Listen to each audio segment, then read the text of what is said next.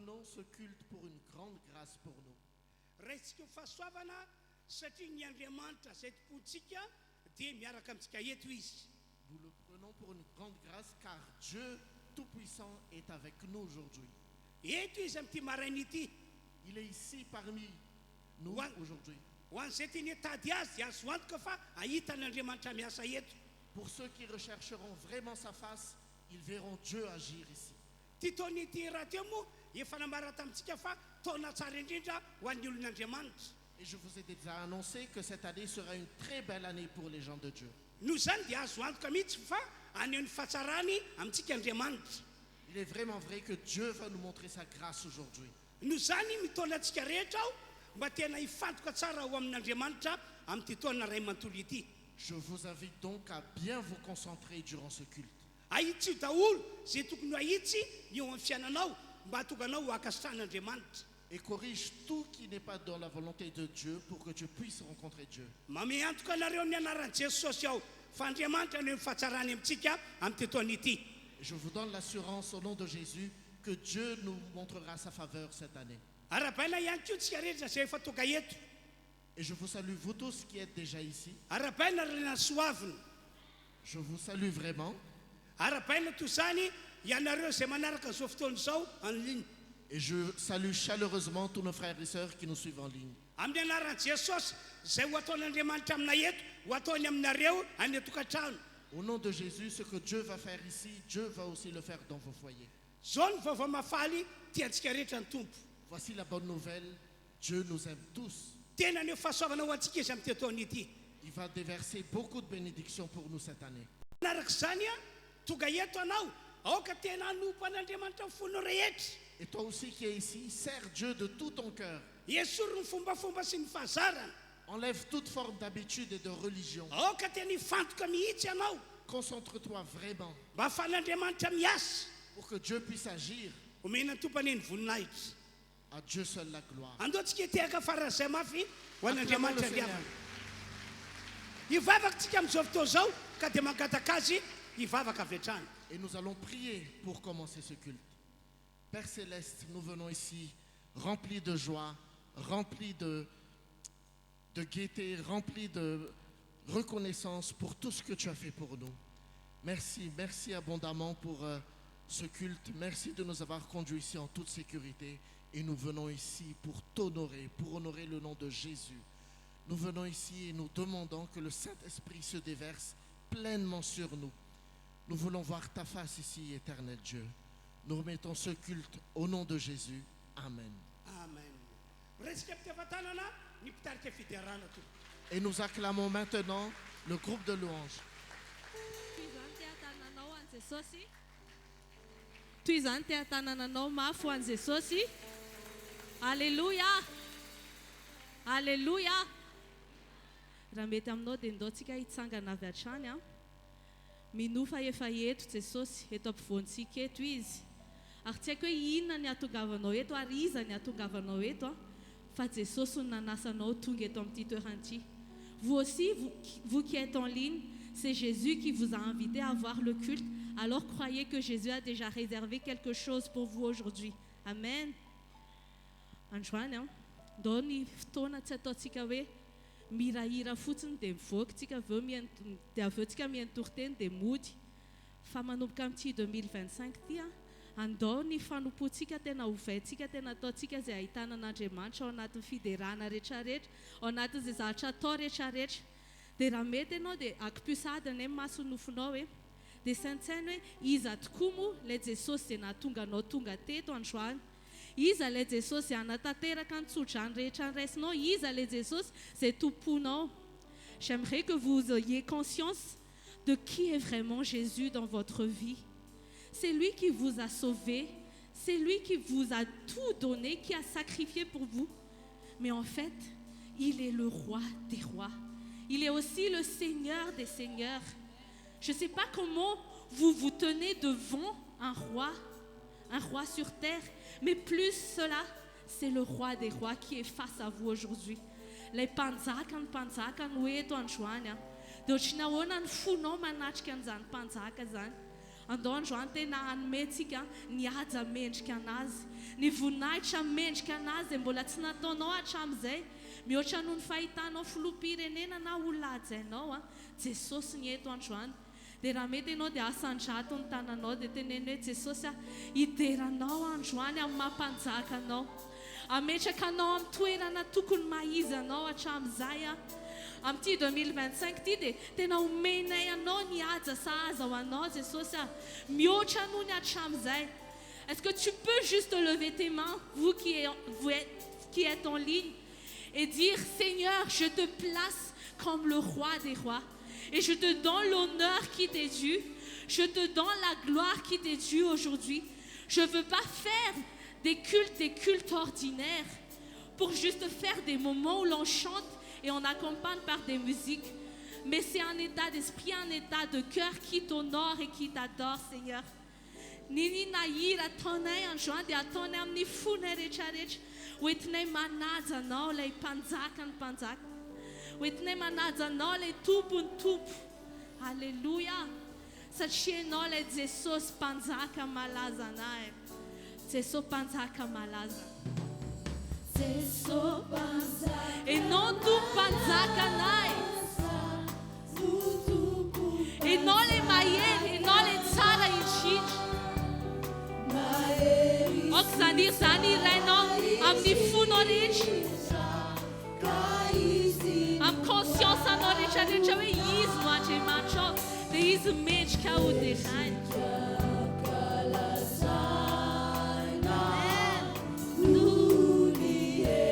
Maneran-tany, maneran-lanitra rehetrarehetra ny zoa mandazany.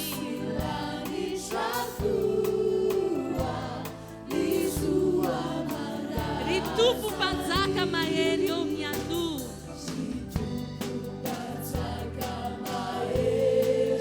miandu anay eto ianao androany Jesosy tonga izay hanaja anao, tonga izay hidera anao, tonga izay hira ho anao ary ianao rery, satria ianao ilay tompony hery, tompony fahefana rehetra, tsisy azo arina aminao.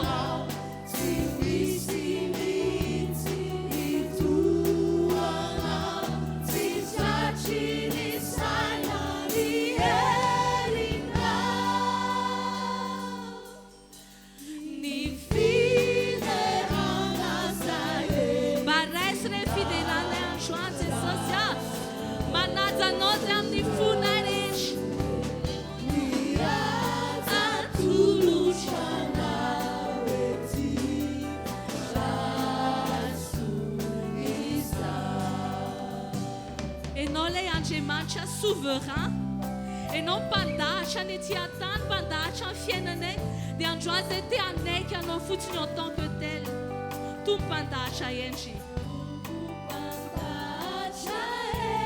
mpanao zao rehetra izao ianao dia ninona zara sy tendry ataonao dia fantatra efa tsara tsy mahasoa anay zany. Amen.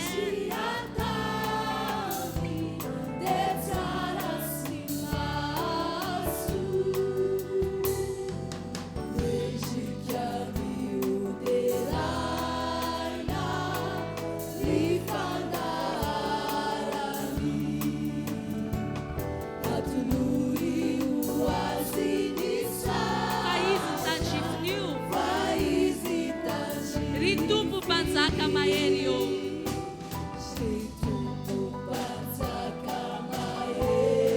manasa anao izay Jesosy hankasitraka ny fiderana izay ataonay indray androany, satria manaiky izay amin'ny fonay rehetra fa ianao tompony hery, ianao tompony fahefana, ianao tompony zavatra rehetra, tsisy azo arina aminao Jesosy ary tsy tratry ny sainay. Di falebiazanao, Signor,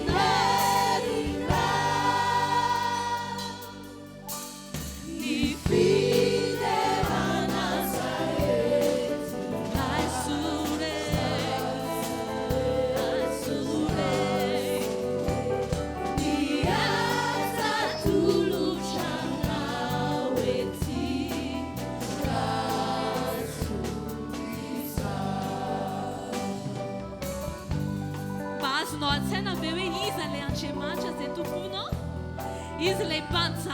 tu nefa izy be indrafo ihany koa kanefa be indrafo delainy iram-po e hantsaina delaina e mandraky za ianao Jesosy eny mpanompo vovody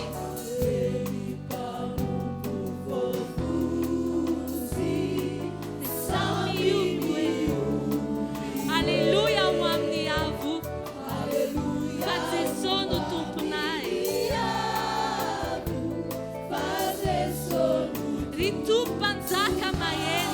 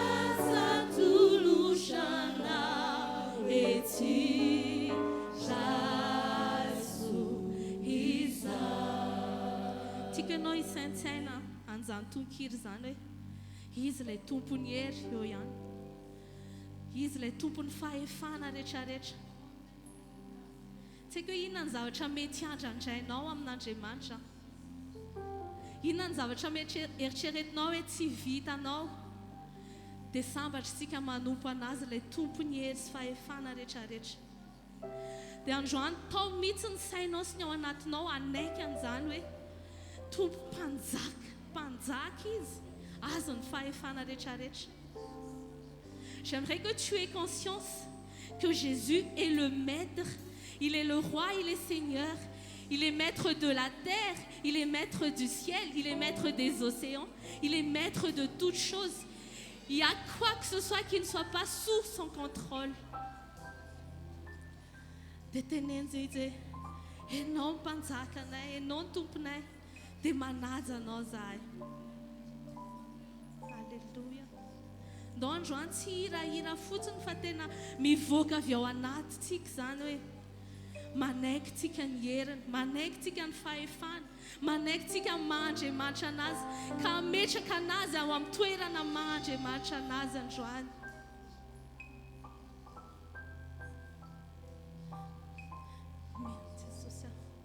Indreto izahay manontolo ny mombanay manontolo dia hitsaoka anao.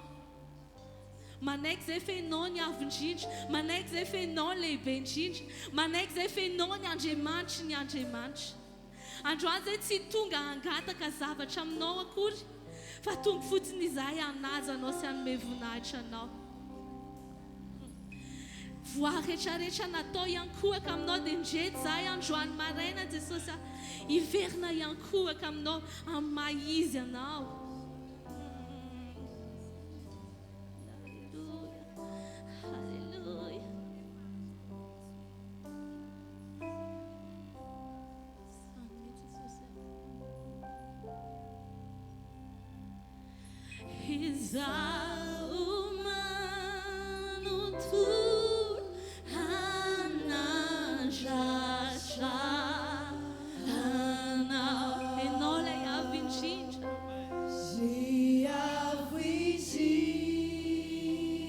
Personne n'est comparable à toi, Seigneur. Tu es le plus haut, tu es le plus grand, tu es le plus puissant. Nous les libérons.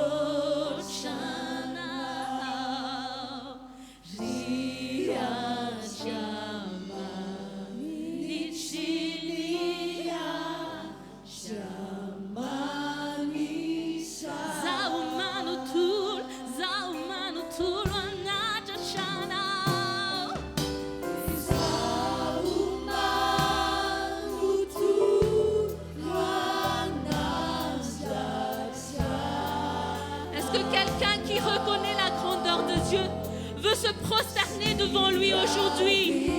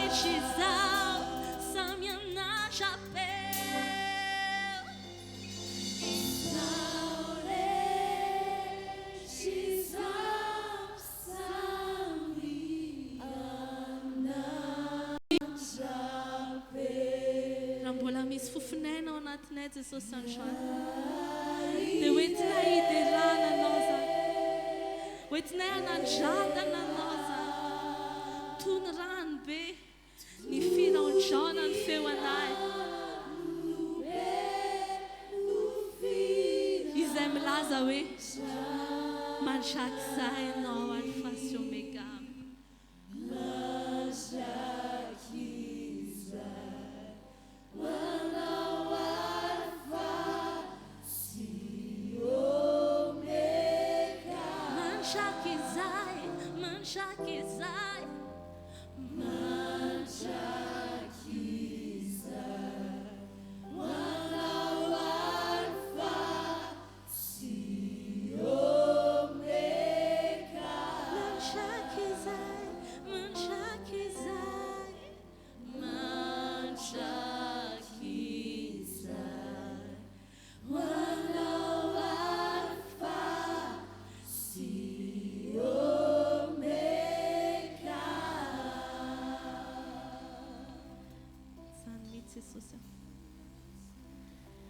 Ianao ilay mpanjakanay, ianao ilay tomponay.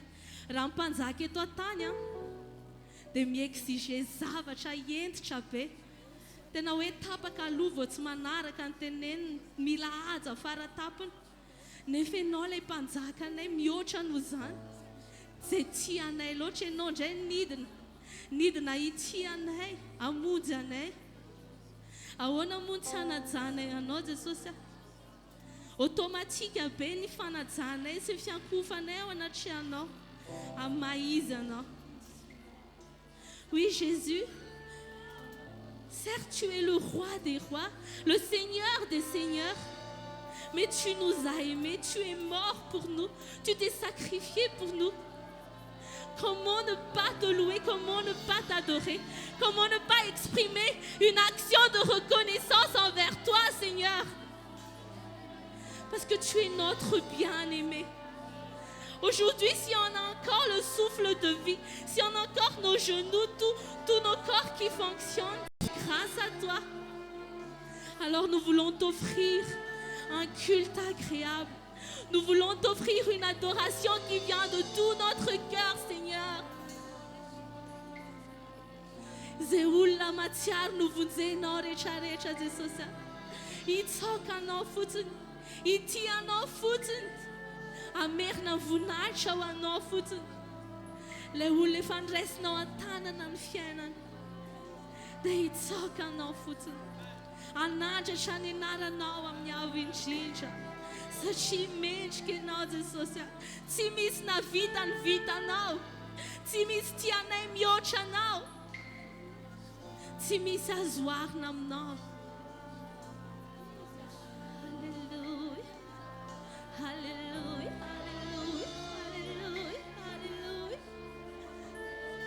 Manomboka jereo amin'ny masom-panahinao nefa falebiazan'i Jesosy izay mandrakitra an'ity toerana ity. Tsisy azo arina aminazy. Ny bokin'i Isaia dia manambara hoe ambony indrindra izy ary lebalebana akanjo mandrakitra ny tempoly. Mba sainao ange izany falebiazan'i Jesosy izany e. Izao sy anao izay voary bitika. Izy amoa izao sy anao tsy handeha iankohaka eo anatrehany. Izy amoa izao sy anao tsy handeha hanome voninahitra an'izany Andriamanitra lehibe indrindra izany. Halleluja. Jesosy iankohaka izahay. Tsy andrasanay hoe misy culte spécial zay vao iankohaka eo anatrehanao. Fa amin'ny fotoana rehetra izay misaintsaina ny fahatsaranao, misaintsaina ny falebiazanao, misaintsaina anao dia te hanome voninahitra anao. Halleluja. Halleluja.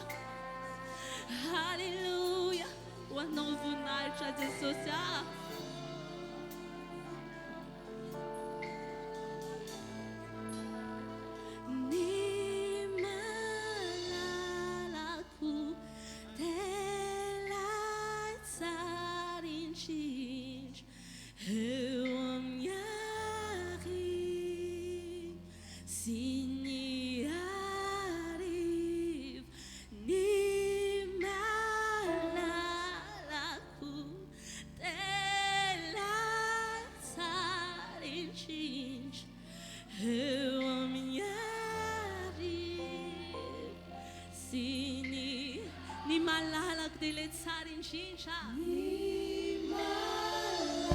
Tsy ahita tahaka anao zay Jesosy.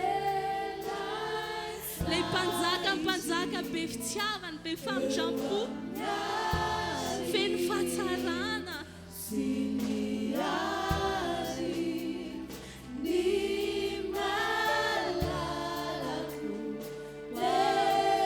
Tsara loatra ianao Jesosy. Tsara loatra ianao mpanjaka.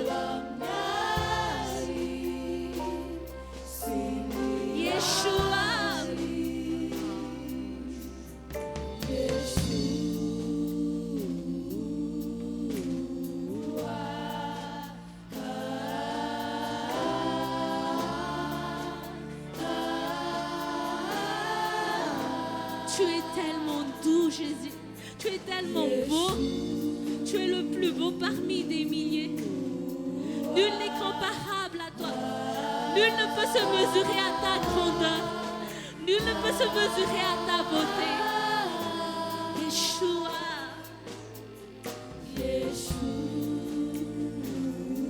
Tu mérites la gloire. Tu mérites la louange. Tu mérites tout. toute l'adoration venant de notre cœur. Yeshua.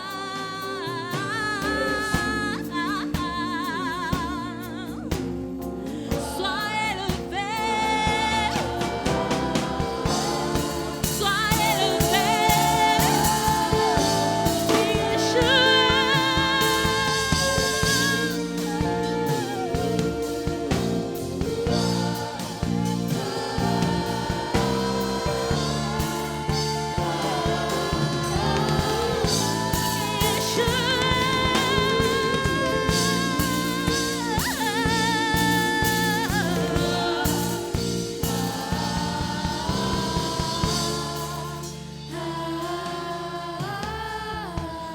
Lass auf Hasen von Zakan.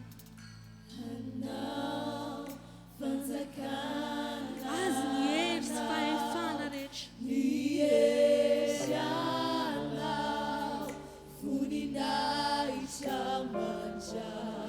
A nós antes só a chamzai, a steca o madraxai.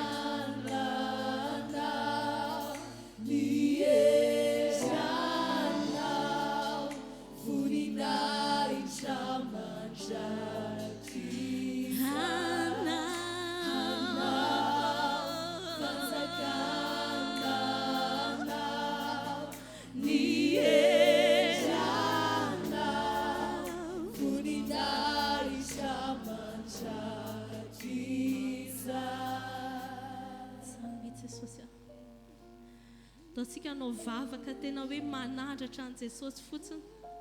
Mametraka azy amin'ny toerana mahandriamanitra azy fotsiny. Tsisy takanao Jesosy.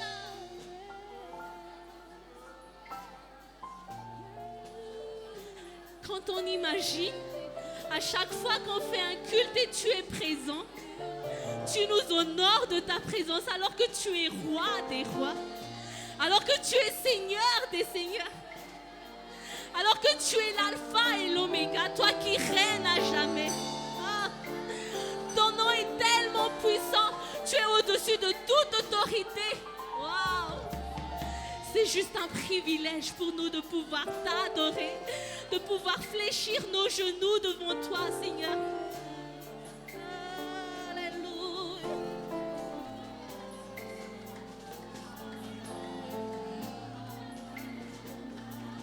On n'a même plus les mots pour décrire combien tu es grand, combien tu es merveilleux, Seigneur.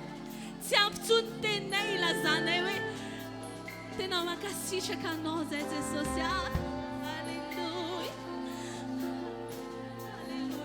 Entends le cri de notre cœur.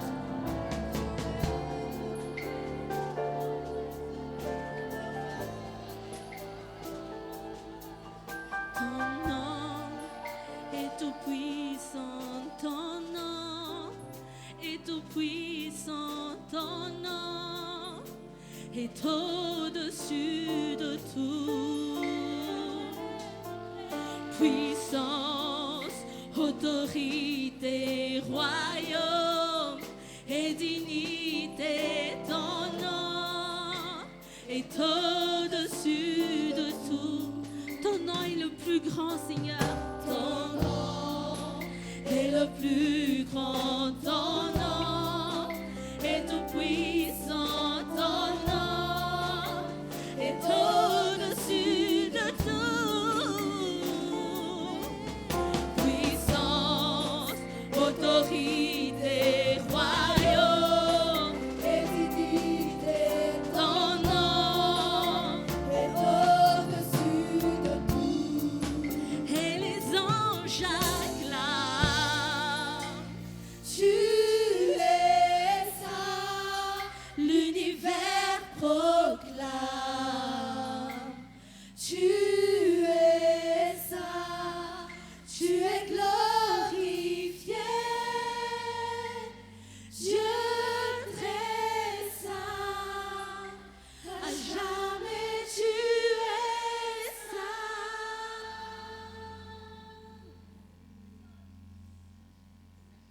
Aoka anatrika ny seza fiandriana fahasoavan'Andriamanitra amin'ny fony rehetra ianao. Après toi, te rendre devant le trône de Dieu de tout ton cœur. aoka teny fantoka ao amin'Andriamanitra tokoa ianao androany. Concentre-toi vraiment dans la présence de Dieu.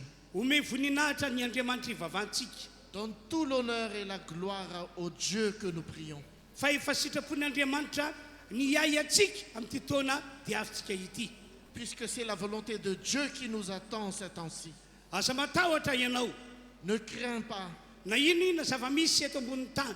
Quoi qu'il arrive sur cette terre, Ho avan'Andriamanitra isika olona. Dieu te mettra à part. Ho avan'Andriamanitra ianao zay toka eto. Dieu te mettra à part, toi qui es venu ici. Misaotra Andriamanitra Merci Seigneur. amin'ny anaran'i Jesosy. Au nom de Jésus. Amen. Amen. Samy maka toerana isika. Prenez place. Dao mbola hiteka mafy ny tompo isika. Acclamons encore le Seigneur ensemble. Amen. Amen. Amin'izao fotoan'izao indray isika À présent, dia hivavaka ho an'ny namantsika rehetra. nous allons prier pour tous nos frères et sœurs. Maro amin'ny namantsika ireny no ao anatin'ny olana na dia taorina tsodrano azy. Plusieurs de ces frères et sœurs rencontrent des difficultés, même après la bénédiction qu'ils ont reçue. Sasany misy ireny marary na dia taorina tsodrano azy. Certains d'entre eux sont encore malades, même après la bénédiction. Ho asentsika amin'ity androandroany ity fa iray ihany isika na isika tonga eto na ireo namantsika tsy tonga eto. Et nous allons montrer aujourd'hui que nous sommes un, nous qui sommes ici et tous nos frères et sœurs qui n'ont pas pu venir. Ho ampiaritsika ilay teny Jesosy hoe didy vaovao no andidiko anareo mba hiainanareo. Et nous allons appliquer ce que Jésus nous a dit. Voici un nouveau commandement pour nous. Aoka ianareo Jesosy teny hifankaty tahaka ny tiavako anareo, aoka no hififankatiavanareo ihany koa. Que nous tous, nous nous aimions tel que Jésus nous a aimés. Ka ho porofontsika zany fitiavana anatsika zany amin'ny alalan'ny vavaka ho andreo namantsika manana olana sy ho andreo namantsika marary. Et nous allons démontrer cet amour pour nos frères et sœurs à travers cette prière en communion. Mino fa ao anatin'ny vavaka iarantsika manao dia iserin'Andriamanitra ho toka any amin'ireo namantsika ireo hamonjy azy. Et je crois vraiment que durant cette prière que nous allons faire, Dieu va agir puissamment vers eux. Tsy hivavaka ho anao izany ianao tonga eto androany. Tu ne vas pas prier pour toi-même donc maintenant, Fa hivavaka ho an'ny hafa. mais tu vas prier pour les autres. Andao asandratsika ny tanana dia samy mivavaka eo amin'ny toerana misy antsika isika ho andreo namantsika manana olana sy ireo namantsika marary. Levons donc nos mains et prions pour nos frères et sœurs qui sont dans la difficulté. qui Samy mivavaka sont fony malades. rehetra isika tonga eto. Priez de tout votre cœur. Ataovy aza mivavaka.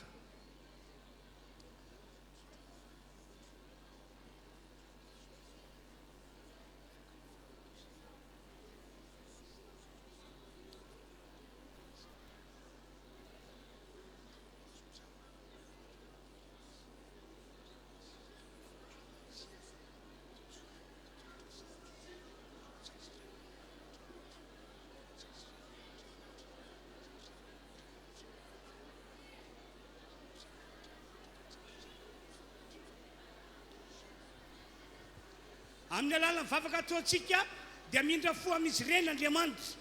Et par la prière que nous faisons, Dieu sera miséricordieux envers eux. Ary amin'izao ora izao dia hiasany aminy Andriamanitra. Dieu va agir puissamment envers eux. Tena ho fijen'Andriamanitra ireo manana olana. Dieu va détruire tous les problèmes. Ary hositran'Andriamanitra ireo olona marary. Et Dieu va guérir tous les malades. Enin'Andriamanitra aza vavaka iarantsika manao zao. Dieu entend vraiment cette prière en communion que nous faisons. Toy izany ny vavaka ry havana malala. Continue ta prière.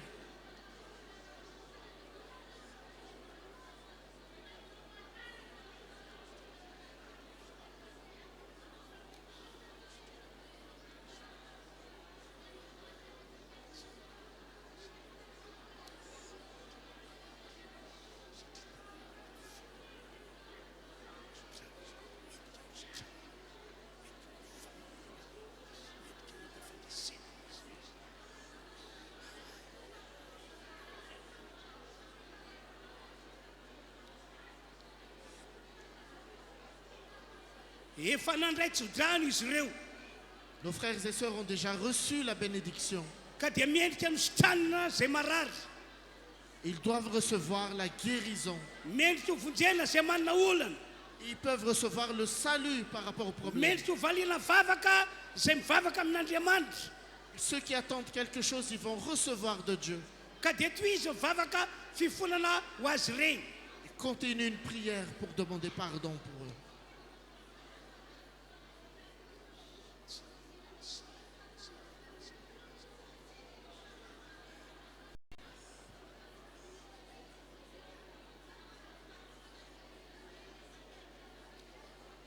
Raha ohatra ka fantatrao moa ny anaran'ireo namantsika manana olana marary, tenehana amin'ny anaran'i Jesosy ny anarana. Et si tu connais personnellement certains d'entre eux, indique leur nom. Prie pour eux.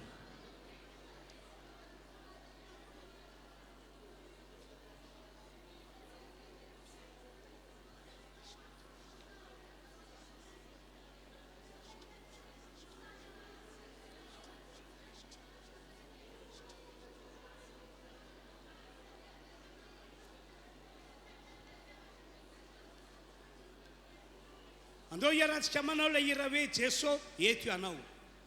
Nous allons faire ensemble cette louange. Jésus est ton nom.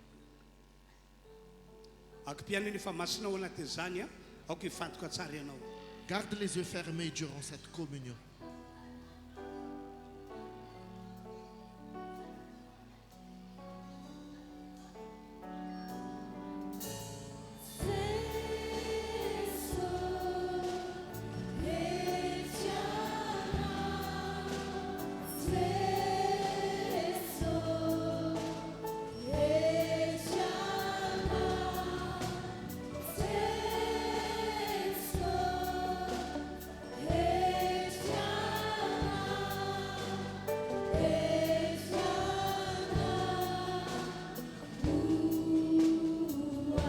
Jesosy ndraiky izahay.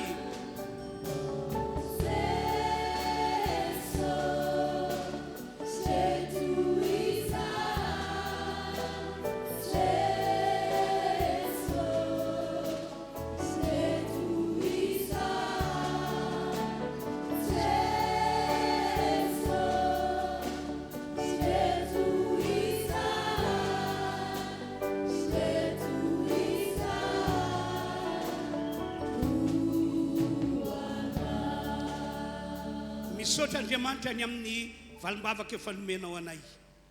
Merci notre Dieu pour la réponse aux prières que tu nous as données. Mentefany amin'ny olona tsiraray avy amin'izao fotoana izao ny herinao mahagaga mamonjy sy manafaka. Et nous savons que ta grande puissance est déjà chez nos frères et sœurs. Fiainana miavaka fiainanay amin'ity taona ity. Nous aurons une vie abondante cette année-ci. Mpandresy zahay manoloana ny olana. Nous sommes vainqueurs devant les problèmes. Ho sitrany zahay manoloana ny aretina. Nous avons la guérison devant la maladie. Ho tahina mandrakariva amin'ny fiangonana. Toute cette église sera bénie abondamment. Zay rehetra mahazo ny jetilisa tsy ahazo anay olon'Andriamanitra mihitsy. Ce qui arrivera aux autres ne viendra pas à notre porte. Tena ho avanao tokoa zahay. Tu nous mettras vraiment à part. Misaotra Andriamanitra Merci Dieu. amin'ny anaran'i Jesosy. Au nom de Jésus-Christ. Amen. Amen. Alléluia. Alléluia. Andao tsika hiroso amin'ny fanaterana ifanaty indray a amin'ity maraina ity. Maintenant, nous allons avancer pour apporter les dîmes et les offrandes. Mila mafoy ho an'Andriamanitra sy ny asany ianao. Tu dois vraiment oser pour donner à Dieu et à son œuvre. Ho anareo izay nitondra ny ampahafolokarena na fanohanana ny émissiontsika mandroso aty anoloana tompoko. Pour vous qui avez prévu d'apporter la dîme ou bien de soutenir la communication pour l'Église, Rehefa avy moa dia tonga eny aminareo ihany ny mpanaty ny fanatitra.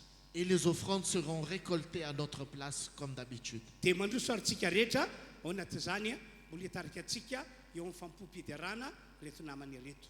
Et nous pouvons donc avancer à travers la louange aussi. Mandroso arintsika tompoko.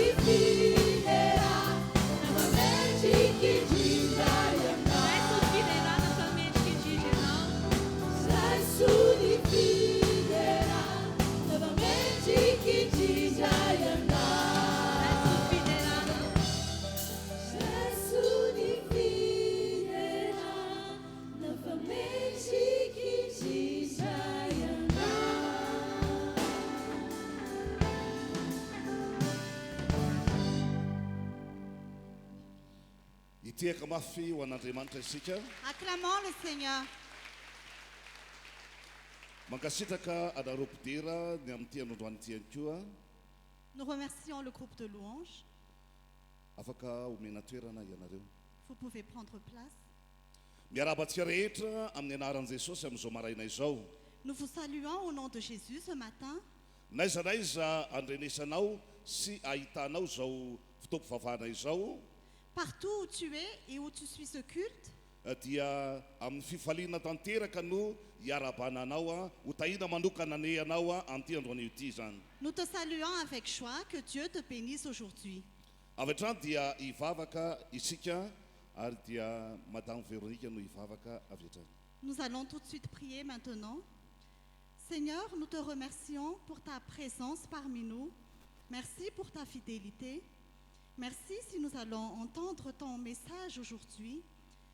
Seigneur, que ce soit toi qui ouvres nos yeux spirituels, que toi, Saint-Esprit, tu parles à travers ton serviteur. Et merci parce que nous savons que tu vas encore agir pendant ce message. tu vas encore ouvrir nos yeux, tu vas opérer des miracles et des guérisons ici, tu vas restaurer les vies, tu vas changer et restaurer les cœurs. Que ton nom soit glorifié, Seigneur. Amen. Amen. Ny zavatra azo antoka ny amin'ity taona 2024 ity a dia izy fihavahana tanteraka ny manompo an'Andriamanitra sy ny tsy manompo an'Andriamanitra. Ce qui est assuré pour cette année 2025, Dieu va faire une différence entre ceux qui le servent et ceux qui ne le servent pas.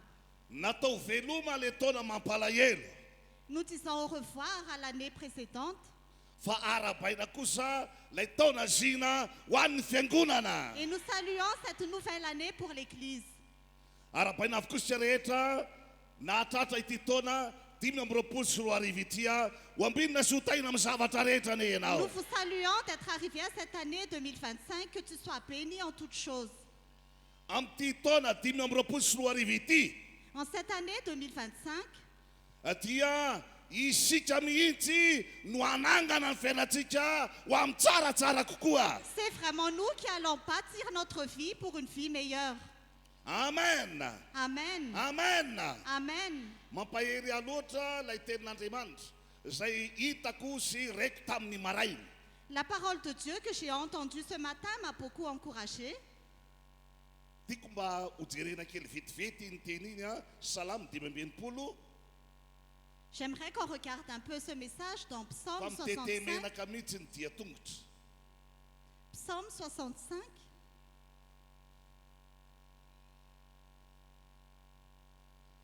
Satoanao voninahitra ny taona fitahinao ary ny dianao mitete menaka. Tu arroses ses sillons, tu aplanis ses montes, tu la détrempes par des pluies, tu bénis ses pousses. Tsy menaka hatreto fa ny dia tongotra ao mitete menaka. Il y a de l'huile qui sont sur tes pieds.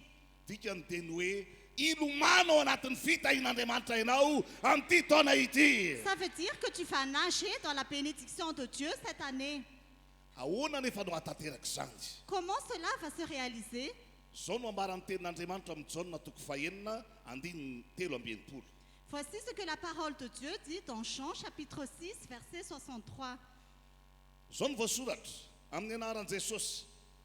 Ny fanahy no mahavelona, ny nofo tsy mahasoa inona na inona.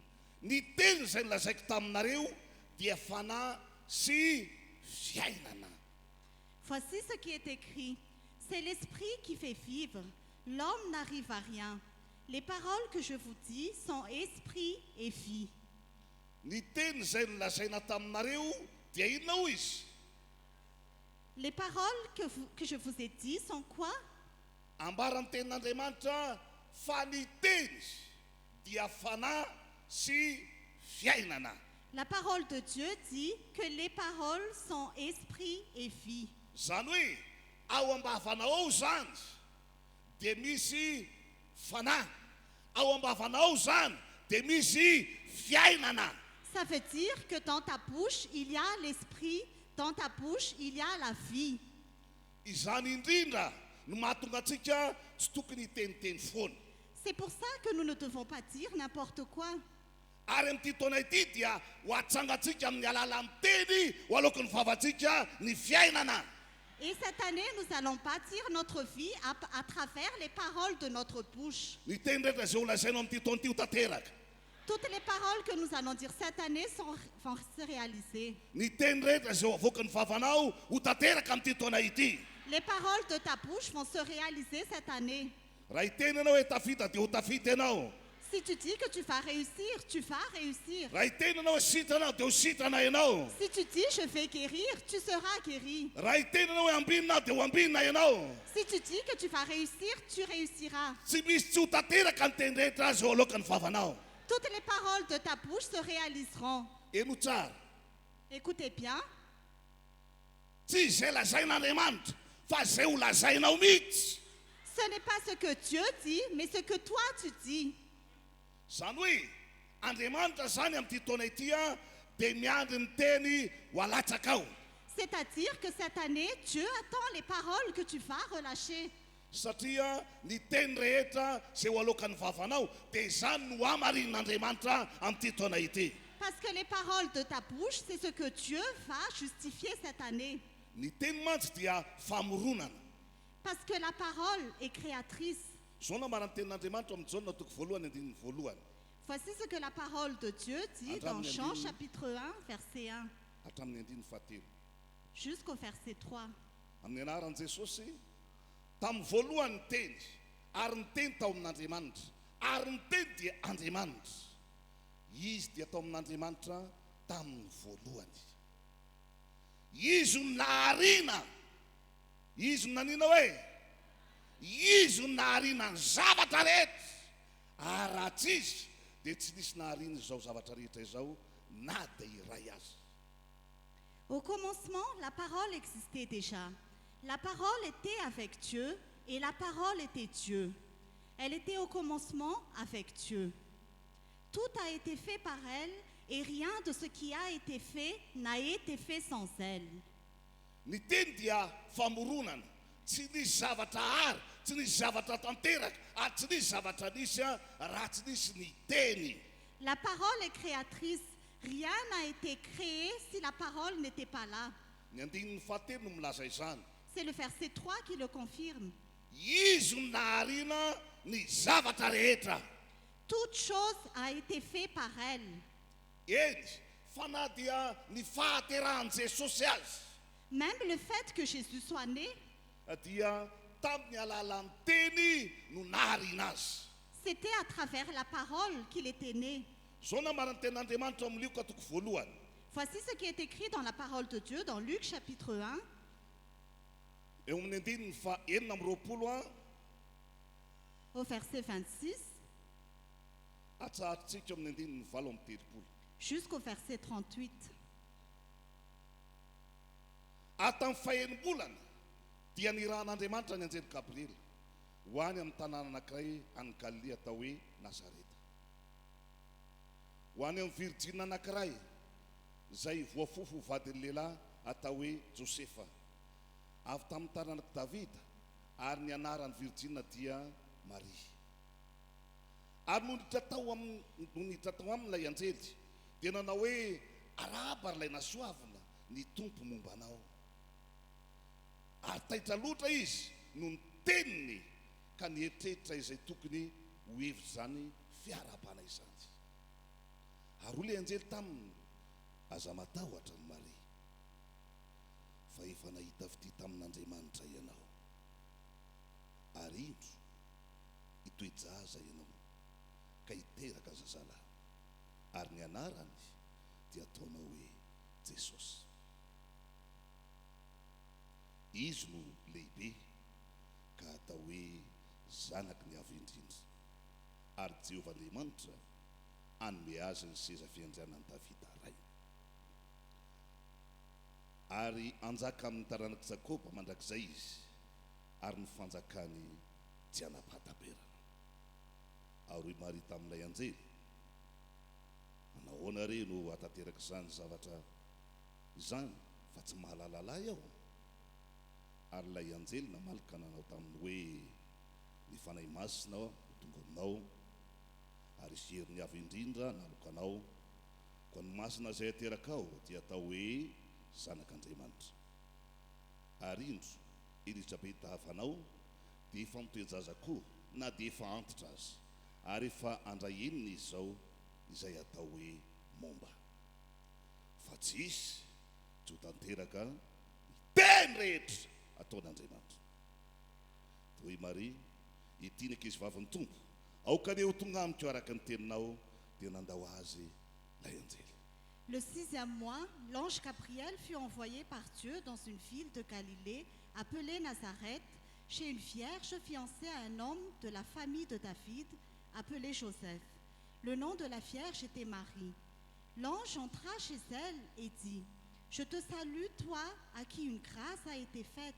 Le Seigneur est avec toi. » Troublée par cette parole, Marie se demandait ce que pouvait signifier une telle salutation. L'ange lui dit, « N'aie pas peur, Marie, car tu as trouvé grâce auprès de Dieu. Voici que tu seras enceinte, Tu mettras au monde un fils et tu lui donneras le nom de Jésus. Il sera grand et sera appelé Fils du Très-Haut, et le Seigneur Dieu lui donnera le trône de David, son ancêtre. Il régnera sur la famille de Jacob éternellement, son règne n'aura pas de fin. Marie dit à l'ange, « Comment cela se fera-t-il, puisque je n'ai pas de relation avec un homme ?» L'ange lui répondit, « Le Saint-Esprit viendra sur toi, et la puissance du Très-Haut te couvrira de son ombre. C'est pourquoi le Saint-Enfant qui naîtra sera appelé Fils de Dieu. Voici qu'Élisabeth, ta parente, est elle aussi devenue enceinte d'un fils dans sa vieillesse. Celle que l'on appelait la stérile est dans son 6e mois. En effet, rien n'est impossible à Dieu. Marie dit, « Je suis la servante du Seigneur, que ta parole s'accomplisse pour moi. » Et l'ange la quitta. Alléluia. Alléluia. Teto dia naniraka anjely Andriamanitra. Ici, Dieu a envoyé un ange. Ny anaran'ilay anjely dia hoe Gabriel. Le nom de l'ange était Gabriel. Satria misy zavatra tian'Andriamanitra ho atsangana sy ho foronina tamin'io fotoana io. Parce que Dieu voulait bâtir et créer quelque chose à cette époque. Ary androany dia naniraka anjely Coco Andriamanitra. Et aujourd'hui, Dieu a envoyé l'ange Coco. Satria misy zavatra tian'Andriamanitra ho foronina indray ho an'ny fiangonana ankehitriny. Parce que Dieu veut encore créer quelque chose pour l'Église Tsy actuellement. misy zavatra tanteraka raha tsy nandeha ny teny. Rien ne peut se réaliser s'il n'y a pas la parole. Taitra mafy Marie Marie était troublée raha nandre ny teny. quand elle a entendu la parole. Inona hoe nanaitra azy? Qu'est-ce qui l'a troublée? Tsy ilay anjely tonga teo ny nanaitra azy, Ce n'était pas l'ange qui l'a troublée, fa ny teny izay nolazainy. mais c'était la parole qui l'a dit. Manambara sy manaporofo fa misy heriny ny teny. Cela annonce et prouve qu'il y a une puissance dans la parole. Raha vao nanomboka ny teny ilay anjely Quand l'ange a commencé à parler, dia nanomboka nidoboka ny fon'ny Maria. son cœur commençait à battre. Voalaza fa virjina izy, tsy mahalalala izy, Il est écrit que Marie était vierge, elle ne connaissait pas d'homme. fa satria ny teny dia fanahy. Mais parce que la parole est esprit, Ka vao nanomboka ny teny ny anjely dia nanomboka nisy fanahy tonga tao amin'ny Maria. quand l'ange a commencé à parler, il y avait l'esprit qui est entré en Marie. Nanomboka tamin'ny fotoana nitenenan'ny anjely dia nitoejazo Maria. À partir du moment où l'ange a parlé, Marie est devenue enceinte. Isaky ny miteny ianao dia bevoka zavatra anankiray. À chaque fois que tu parles, tu es enceinte de quelque Isaky ny chose. miteny ianao dia bevoka zavatra anankiray. À chaque fois que tu parles, tu es enceinte de quelque Ary chose. azadino fa ny bevoka tsy maintsy teraka. Et n'oublie pas que quand tu es enceinte, tu dois mettre au monde. Ny zavatra manahirana Ce qui est gênant, dia isika tsy maharitra ilay 6 volana.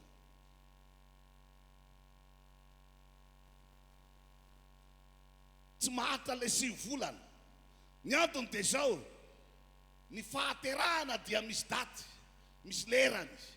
c'est-à-dire que pendant la naissance, il y a une date et Tsy une misy heure. olona bevoka zany teraka tsy lera. Il n'y a pas de personne qui est enceinte et qui met au monde à une heure inconnue. Hoe bevoka androany dia teraka rapitso. Par exemple, que tu es enceinte aujourd'hui et tu Tsy mets au monde misy demain, zany. ça n'existe pas. Fa isaky ny miteny ianao dia manomboka amin'ny fotoana nitenenanao iny mitoejaza ianao. Mais à chaque fois que tu parles, à partir du moment où tu parles, tu es enceinte. Tamin'ity fotoana ity zao dia niteny tamin'ny Maria ny anjely. Par exemple, en ce temps-là, l'ange a parlé à Marie Dia nanomboka nanaiky Maria na dia virjine azy. et Marie a accepté même si elle était vierge. Satria sarobidy loatra ny teny zay reny. Parce que la parole qu'elle a entendue était trop précieuse. Nanomboka teo dia nizaza ny forona tao akibon'ny Maria. À partir de là, un enfant a été créé dans le ventre de Marie. Eto dia milaza amintsika rehetrarehetra Ici, fa ny ananganana ny fiainana amin'ity toana ity dia ny teny zay ho alokan'ny vavanao. ici, je vous dis tous que pour bâtir ta vie cette année, c'est à travers la parole que tu prononces. Aoka isika zany tsy hiteny na heritreritra intsony manao hoe Andriamanitra zay ny vavahako, zay ny nanompoka anao, ahoana ihany izy ty e. Donc ne disons plus, Seigneur, c'est pour ça que je prie, c'est pour ça que je te sers. Qu'est-ce qui va se passer? fa ny zavatra tokony ho ataonao androany, ny zavatra tokony hoetsehanao androany dia tsy mahivava amin'ny fiarahamonina, tsy mahivava amin'ny zanakao, tsy mahivava amin'ny vadinao, tsy mahivava amin'ny olona rehetra, fa manomboka mitenena zavatra tsara ho an'ny fiainanao. Et ce que tu dois faire à partir d'aujourd'hui, ce n'est pas parler à la société ou parler à ta famille, mais de prononcer de bonnes choses pour ta vie.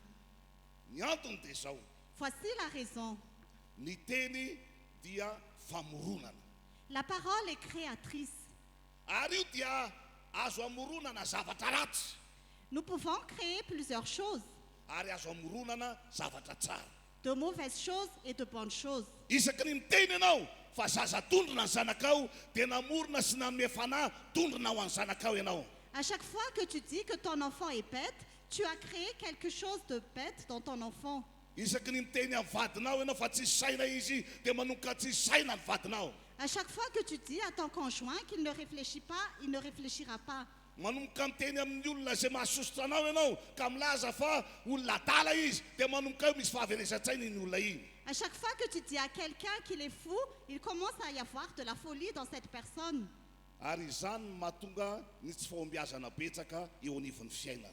Et c'est pour ça qu'il n'y a pas de réussite dans la vie. Satria ny teny betsaka alokan'ny vavantsika dia tsy fahombiazana. Parce que la plupart des paroles que nous prononçons sont des paroles d'échec.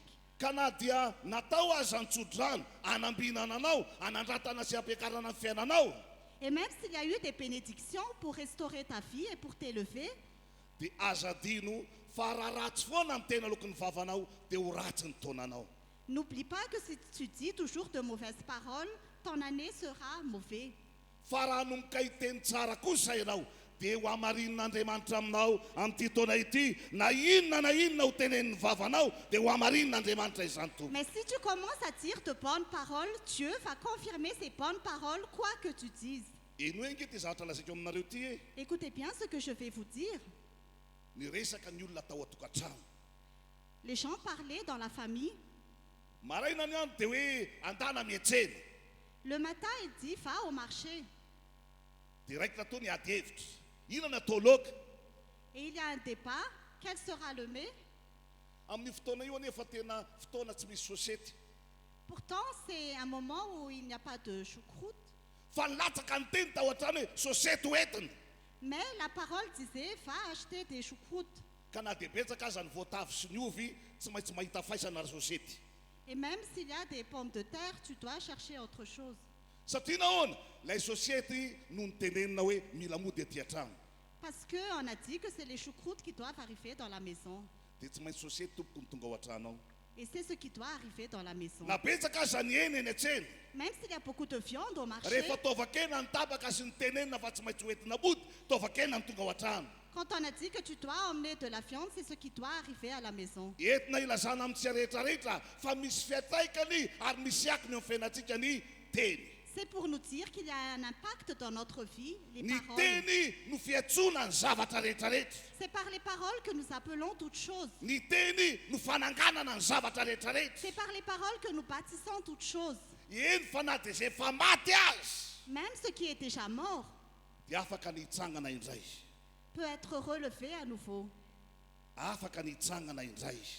Ça peut être relevé à Na dia nouveau. zavatra efa tsy nieritreretina ho velona intsony azy Même les ka choses que hanomboka tu hiteny ianao Même les choses qui étaient déjà mortes et que tu commences à parler, dia hitsangana indray izany.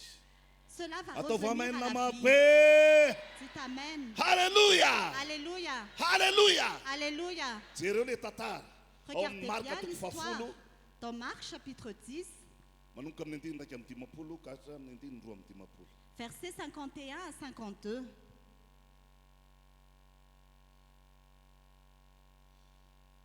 Ary Jesosy namaly azy hoe inona ny tianao ataoko aminao? Ary olay jamba tamin'ny rabony io ny mba hampahiratana ny masoko. Ary hoy Jesosy taminy mandehany ianao ny finoanao nefa namonjy anao dia nahiritra niaraka tamin'izay ny masony ka nanaraka an' Jesosy teny an-dalana izy. Jésus prit la parole et lui dit, que veux-tu que je fasse pour toi? Mon maître lui répondit, l'aveugle, que je retrouve la vue. Jésus lui dit, vas-y, ta foi t'a sauvé. Aussitôt, il retrouva la vue et il suivit Jésus sur le chemin. Ny zavatra antranga tamin'ity fotoana ity a Bartimeo jamba niantsoantso ny tato famonjeny. Ce qui s'est passé à cette époque, Bartimée l'aveugle a crié pour demander le salut. Eny Jesosy zany antsoantso zany. Jésus a attendu son appel. Nisy fotoana izy nifanandrify tamin'ilay jamba fa tsy nijanona teo izy. À un certain moment, il était devant l'aveugle, mais il ne Fa s'est pas nilalovany arrêté. fotsiny ilay jamba. Il est juste passé à côté. Fa ilay jamba kosa nafantatra izany hoe efa nandalo teo izy dia tsy niolona fa vao mainka niantsoantso indray izy. Mais l'aveugle ne s'est pas arrêté là, il a continué à crier de plus en plus fort. Maro ny olona ny nampangina azy eny fa nany apôstôly azy. Il y a beaucoup de personnes qui l'ont dit de se taire, même les apôtres. Niteny taminy fa aza miantsoantso eo ianao, aza miantsoantso eo ianao. Ils lui ont dit, ne crie pas, ne crie pas. Fa i Bartimeo kosa dia natakatra tsara fa na tsy mahita azy any masoko mbola afaka miteny afaka io fa ny fiainako. Mais Bartimée savait bien que même s'il ne voyait pas, il pouvait encore parler, sa vie pouvait encore changer. Dia ho tahaka izany koa ianao izay manaritra izao fotoana izao, Qu'il en soit ainsi pour toi. qui raha mbola assiste à afaka ce culte. miteny ny vavanao, Si ta bouche peut encore tsy parler, maintsy hiova ny fiainanao. ta vie va changer.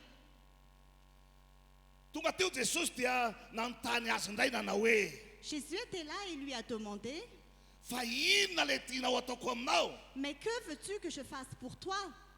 Nandritra amin'ny 3 taona ny jamba io lehilahy io. Pendant 34 ans, cet homme était aveugle. Tantara maro nefa reniny sofiny. Il a déjà entendu beaucoup d'histoires dans Hoe ce reo domaine. namany niarany lalao tamin'ny fahiny, nanambady daholo, ny sasany efa nahazo tomobile, ny sasany efa navita trano, ny sasany efa lasa lavitra e. Que toutes les personnes qui étaient avec lui avant se sont déjà mariées, ils ont déjà eu des maisons, ils sont déjà allés très loin.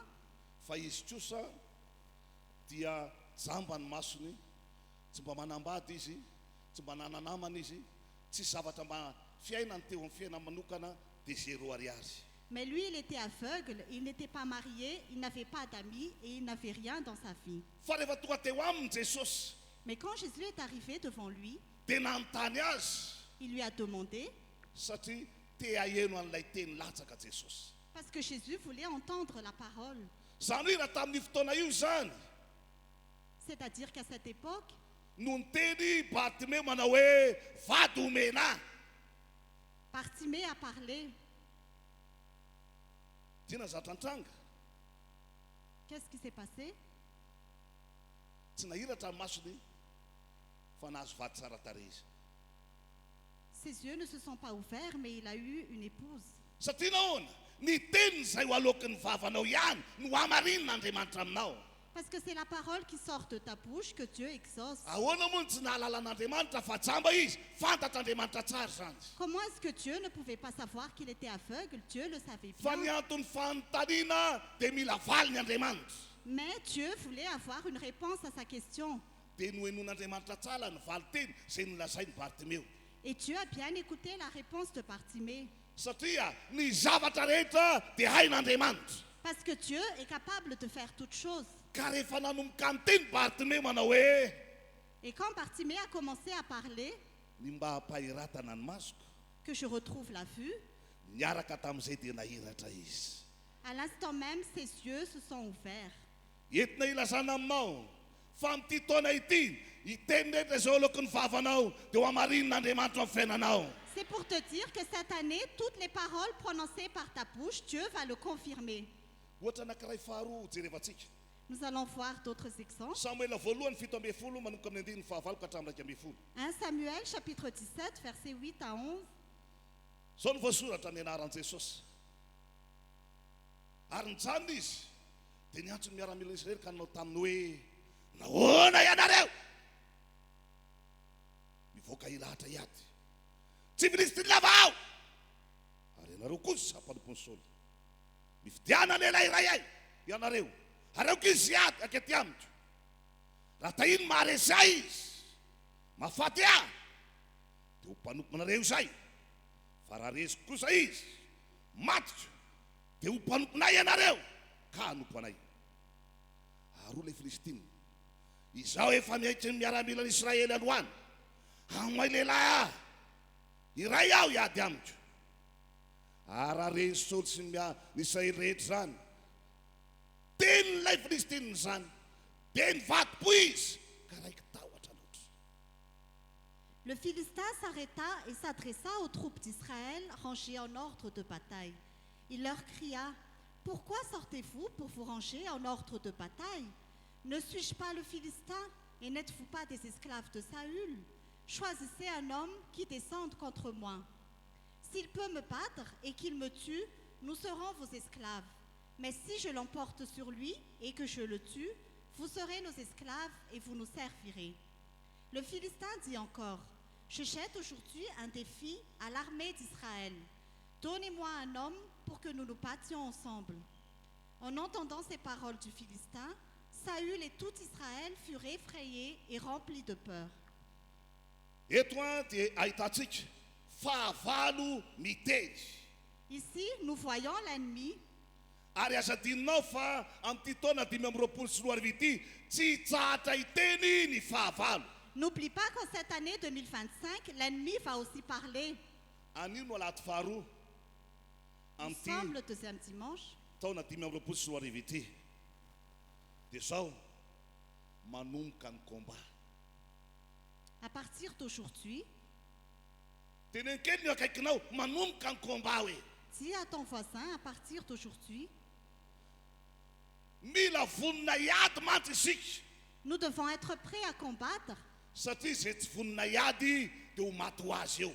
Parce que ceux qui ne sont prêts à combattre seront vaincus. Fa amin'ny fotoana vonina ny ady ianao Mais quand tu es prêt à combattre, dia azo antoka ny fiarovana izay tsy maintsy hotovozinao. c'est assuré que tu auras ta protection. Nitsangana ny fahavalo dia nanomboka ny antso ary ny teny izay nilazain'ny fahavalo dia nahatonga tahotra sy orooro teo anatrany Saoly sy ny miaramilana. L'ennemi a commencé à parler et les paroles prononcées par l'ennemi ont entraîné beaucoup de peur dans le camp adverse. Mbola tsisy ady teo tompoko Il n'y avait pas encore de combat. fa mbola teniny mandeha. Il a juste prononcé des paroles. Fa eo za dia efa ahitana fa misy ako ny teny.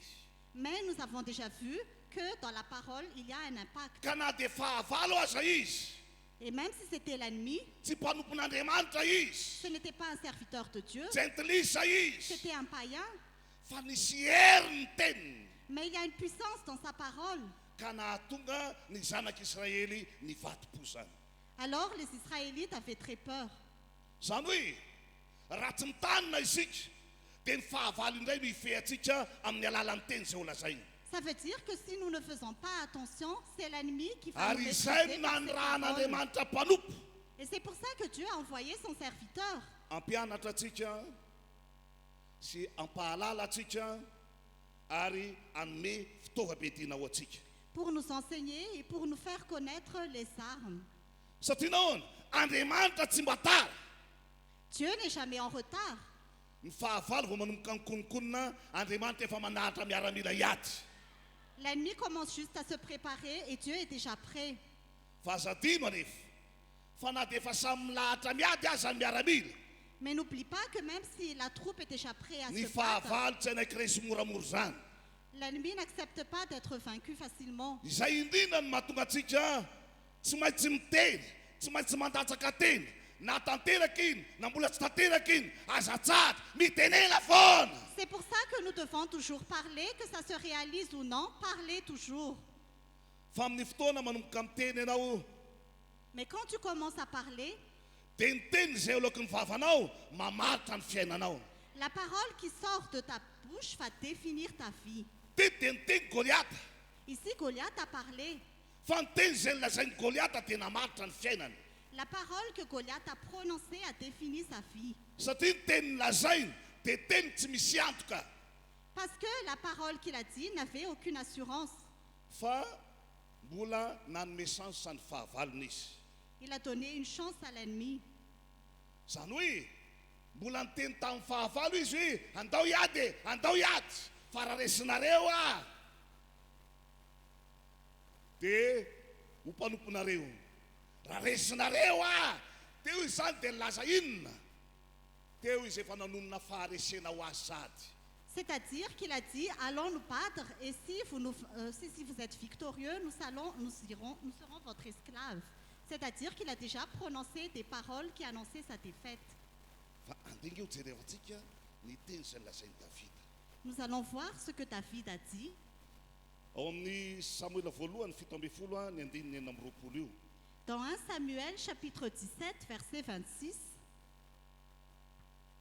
Haroa davida tamin'ny olona teo anilany, ahoana sy ahoana nge no atao amin'izay lehilahy mahafaty io filistinina io ka mahafatondro masony Israely.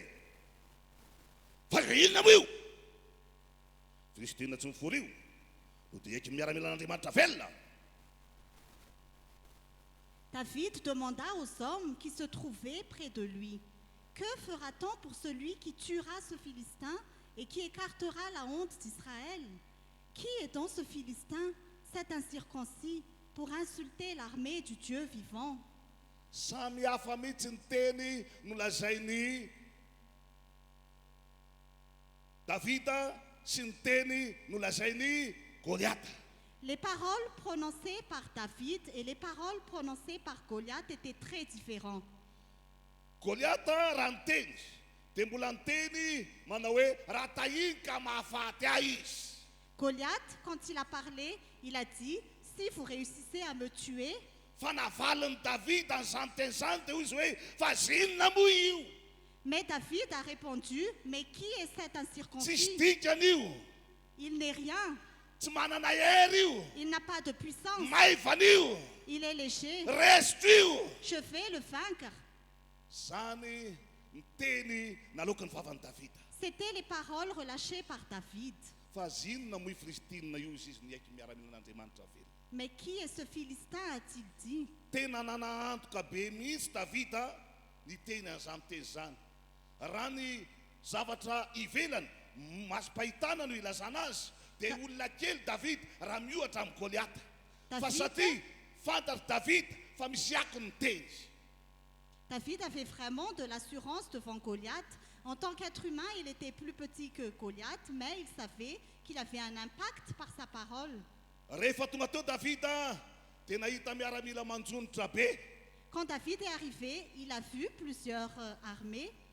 Ny devolo mantsy mariana tsara fa tsy mahalala ny ao anatintsika izy. Parce que le diable ne sait pas ce qui est en nous. Fa ny teny izay aloko ny vavanao sy ny fihetsika izay aseho anao iny ihany no amelezany anao. Il voit juste les paroles qui sortent de ta bouche et le comportement que tu montres. Dia tamin'ity fotoana ity zany efa nampiseho endrika faharesena ny miaramila rehetra tao amin'ny Israely. Alors à cette époque, tous les Israélites ont montré une défaite dans leur comportement. Ary izay no nahatonga ny Davida rehefa nanomboka tonga teo amin'ny filara-miaramila tsy maintsy niteny izy. C'est pour ça que David, quand il est arrivé, il devait parler. Ary ny teny izay nolazainy dia teny mirakitra fahombiazana sy fandresena. Et les paroles qu'il a prononcées sont des paroles de réussite. Teo zany dia namaritra ny hoaviny ihany koa Davida. Ici, David a aussi défini son avenir. Satria ny teny dia fitaovam-piadiana. Parce que la parole, ce sont des armes. Zao no ambarany eo amin'ny 5:20 amin'ny Samuela voalohany io ihany. Voici ce qui est écrit dans 1 Samuel, verset 45. Fa hoy kosa Davida tamin'ilay Filistinina, ianao manantona amin'ny sabatra sy ny lefina ary ny lefipoy, fa izaho kosa manantona anao amin'ny anaran'i Jehovah tompony maro, Andriamanitra ny Israely izay efa noekenao. David dit aux Philistins, tu marches contre moi avec l'épée, la lance et le javelot. Moi, je marche contre toi au nom de l'Éternel, le Maître de l'univers, au nom du Dieu de l'armée d'Israël que tu as insulté. Goliath miaraka amin'ny sabatra, miaraka amin'ny lefina, miaraka amin'ny lefipoy, fitaovana maro ny teny an-tanany. Goliath était avec l'épée, la lance et le javelot, c'était les armes dans ses mains. Fa i Davida tsy manana n'inona afa-tsy ny teny fahombiazana. Mais David n'avait rien que des paroles de succès. Hoy izy manao hoe anio, Il a dit, aujourd'hui, anio, anio Aujourd'hui, anio aujourd'hui, misy Andriamanitra ifanekenao. il y a un Dieu. Manina fa tsy mahalala an'Andriamanitra zany Goliaty zany. C'est Fa- vrai que Goliath ne connaît pas Dieu. Fa i Davida tsy maintsy nampanaky azy hoe ekenao zany androany. Mais David devait dire que tu dois accepter Dieu. Satria ny teny dia fitaovam-piadiana. Parce que la parole, ce sont des armes. Raha mbola afaka miteny zany ianao dia mbola afaka mandresy zany ianao. Donc si tu peux encore parler, Raha mbola tu peux afaka encore miteny vaincre. zany ianao Si tu peux encore parler, dia mbola afaka mandresy zany tu ianao. peux encore vaincre. No zany andao atsangana ny fiainantsika amin'ity taona ity. Alors, bâtissons notre vie cette année. Misy ny vehivavy sasany mampalahelo ny zavatra teneniny mba resahany amin'ny poketrany. Il y a certaines personnes, c'est vraiment malheureux ce dont ils parlent concernant leur sac. Satria isaky ny mitondra an'le poketra anankiray izay izy À chaque fois qu'ils portent ce sac, dia ohatrany tsy misy ninona foana ao. on dirait qu'il n'y a jamais rien dedans. Dia efa ambaraky nefa tsisy ninona Et comme il n'y a rien dedans, dia mbola ampiasany fahefana loza ihany. et ils prononcent encore de mauvaises paroles. Poketra tsisy ilana azy C'est un sac qui ne sert à rien. kanefa lanjainy ihany. Et pourtant, ils le portent quand même. Raha fantatrao fa tsisy ilana azy ny zavatra tsisy ilana azy izany tokony anaovana azy. Si tu sais que c'est quelque Fa chose dont ianareo tu n'as indraindray pas mampime besoin, be mihitsy. Fa milanja zavatra tsisy ilana azy. parfois vous portez des choses dont on n'a pas besoin. Isaky manao an'ity akanjo ity aho À chaque fois que je porte cet dia habit, ohatrany tsy manam-bola foana on dirait que j'ai jamais d'argent. tonga dia dory. Fa aza anaovana tsony.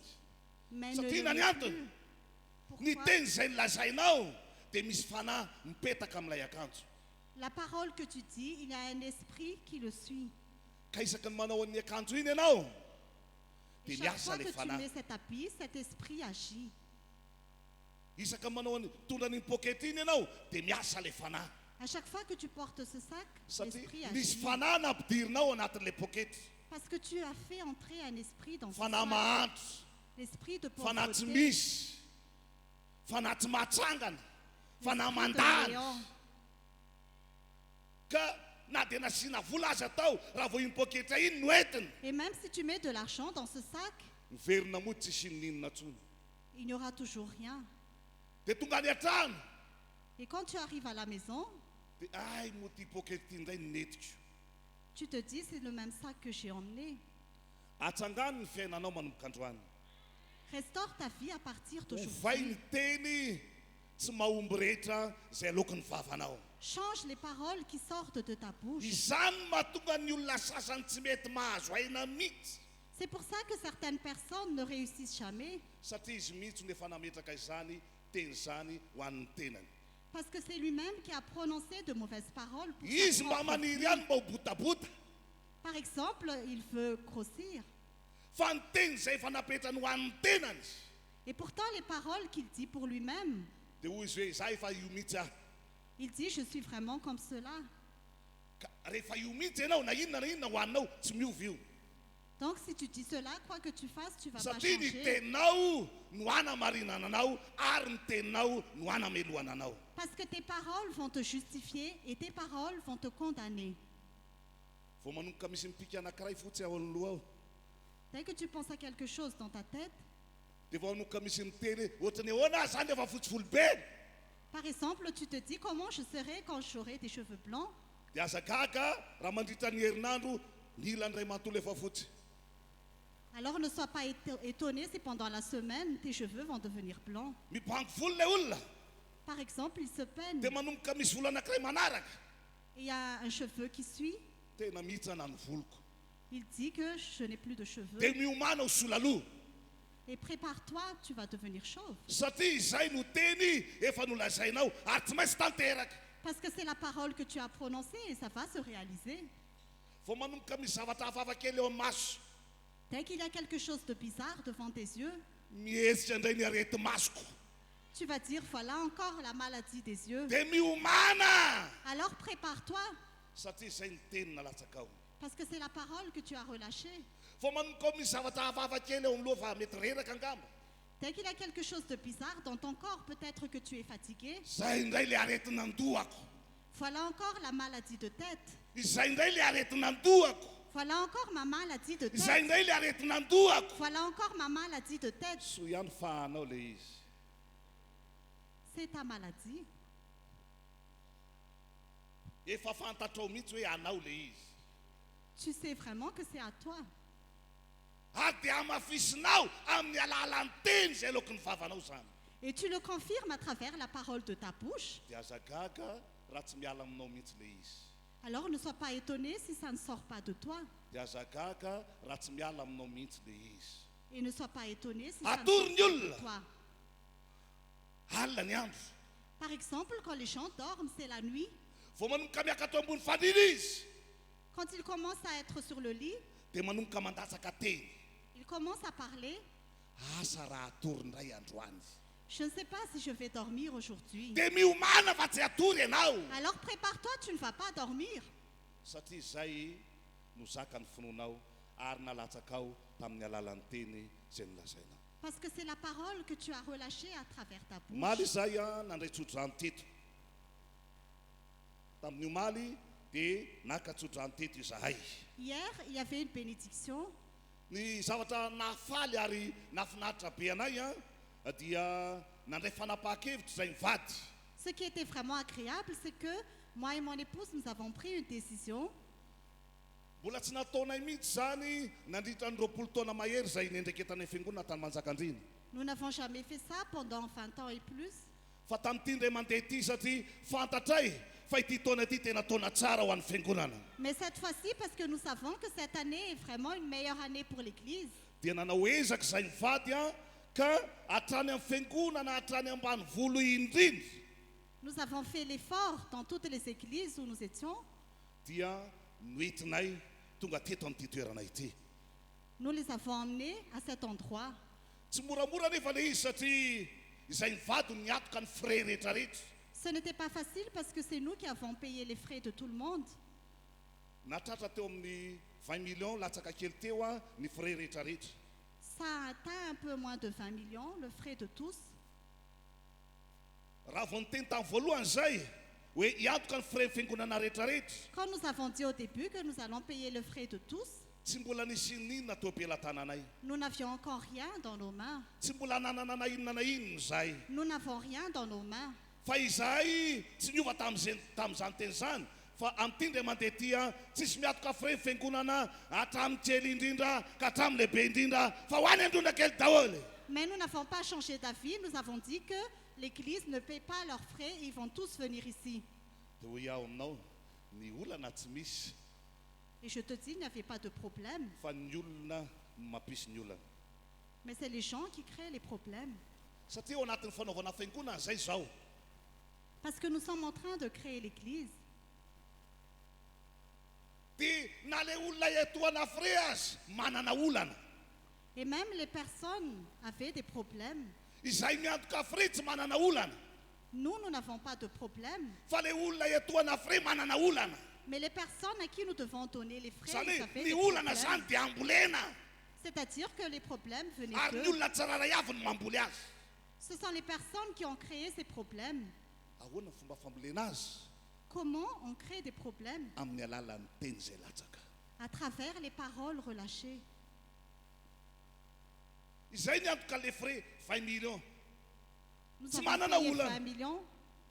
fa le olona etoana manana olana hoy izy Mais les personnes à qui nous avons payé, ils avaient des problèmes. Ils ont dit, raha misy volan'izany ve tsy aloha anamboarana fiangonana s'il y a cet argent, pourquoi ne pas construire l'église?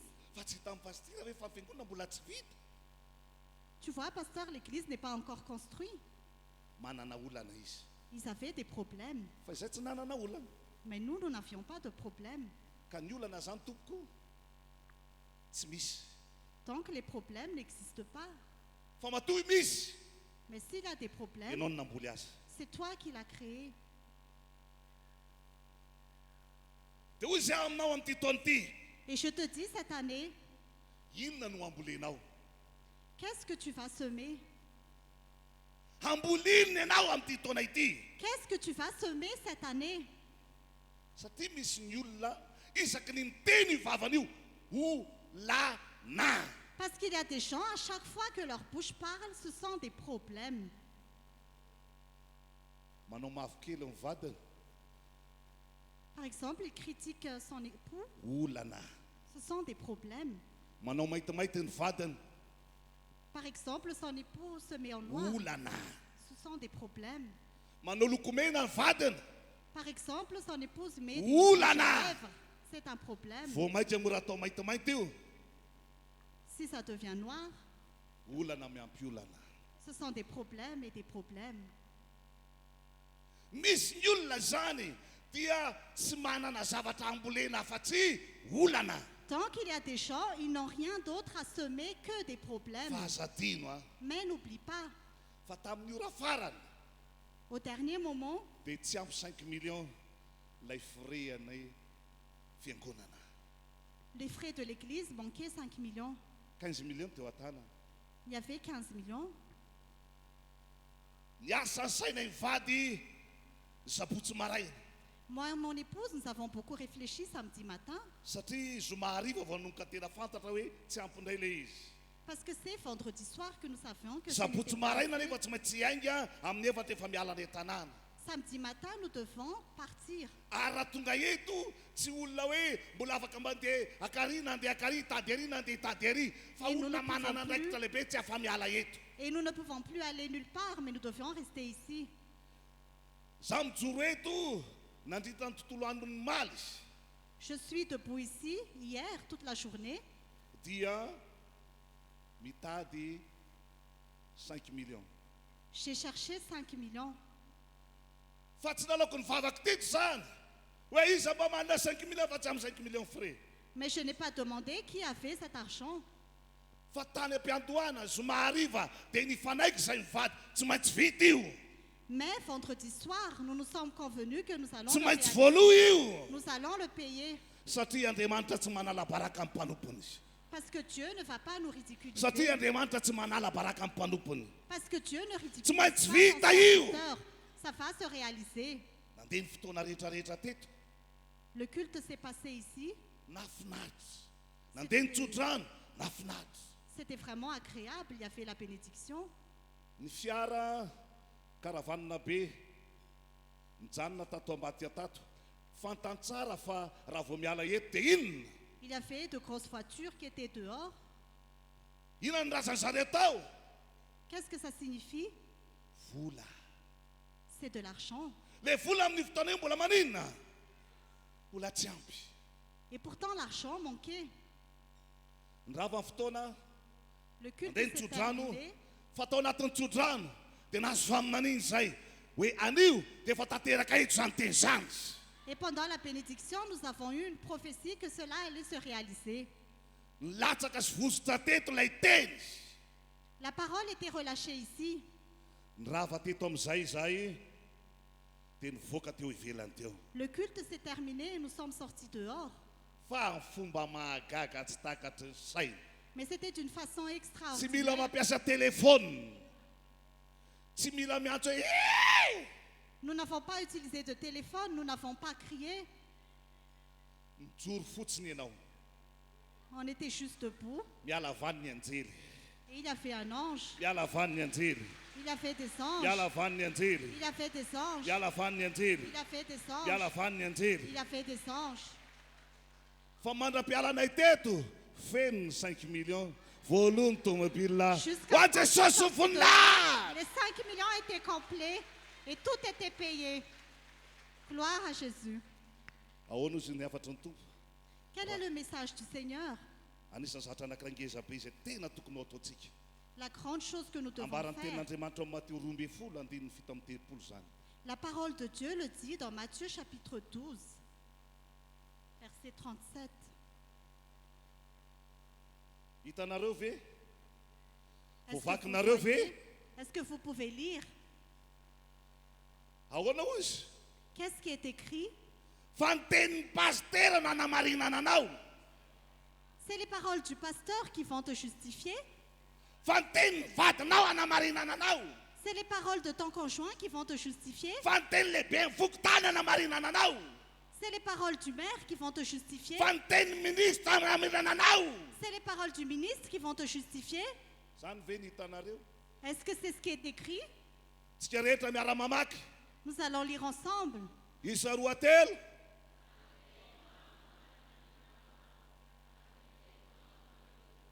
Asoteka mahabeo an'Andriamanitra. Acclamez le Seigneur.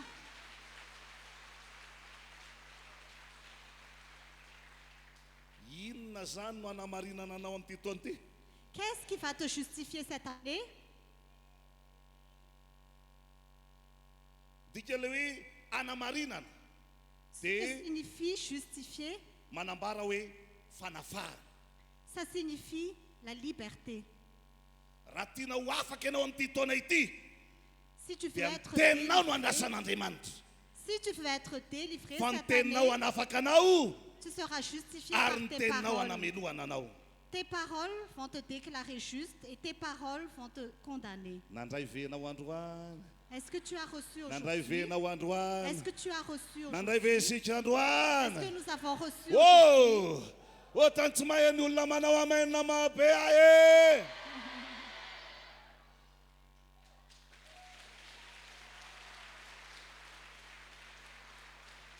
Ho faranako ny tenin'Andriamanitra Nous allons clôturer le message de Dieu.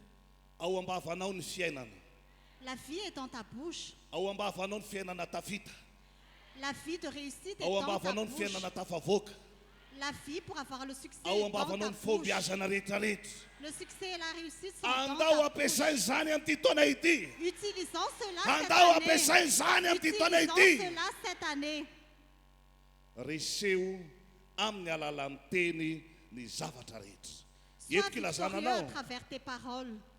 amin'izao ora izao, amin'izao sekondra izao, mety tsy manana na inona ianao na ny ariary azy. À l'heure actuelle, à la seconde actuelle, peut-être que tu n'as rien dans tes mains. Fa sahy miteny fa hanao trano ianao amin'ity taona ity. Mais ose dire que tu vas construire une maison cette année. Teny fanevako tsy voatery hividy ianao. Tsy miankina amin'ny vola Cela ne dépend pas de any l'argent an-tananao. qui est dans Tsy tes miankina mains. amin'ny vola Cela ne any amin'ny dépendra banky de zany. l'argent qui Fa est dans ta sahy banque. miteny, sahy miteny, Ose sahy parler. miteny, Ose sahy parler. miteny. Ose parler.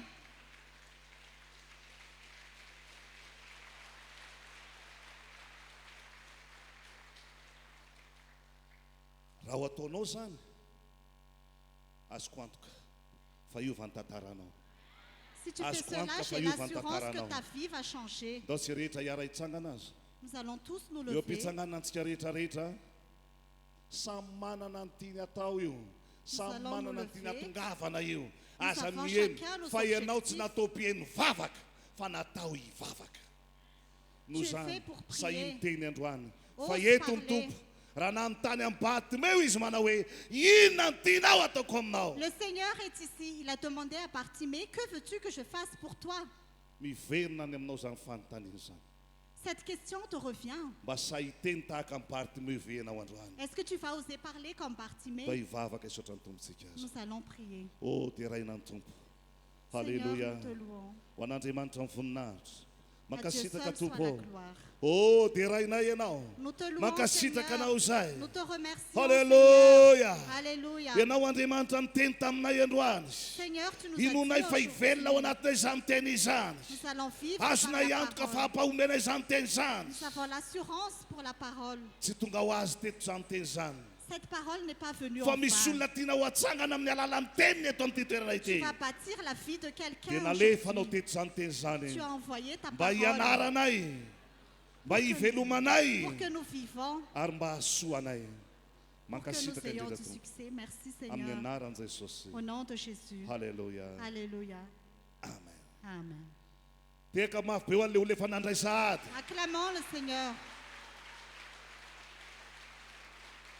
Mankasitraka ny Madame Véronica, nadika teny tamin'ity androany ity. Ho azy ny voninahitra fiatanana ao amintsika fiangonana rehetrarehetra mbola mabeteka ho an' Jesosy.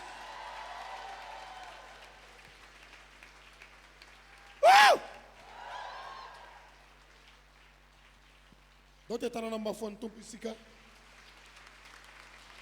Alléluia, alléluia. Mangala partenaire ray eo akaikinao zay revo kely izy. Samy miteniteny fombiazana ho an'le namany avy. Fa ho tanterahany tompo zany zao.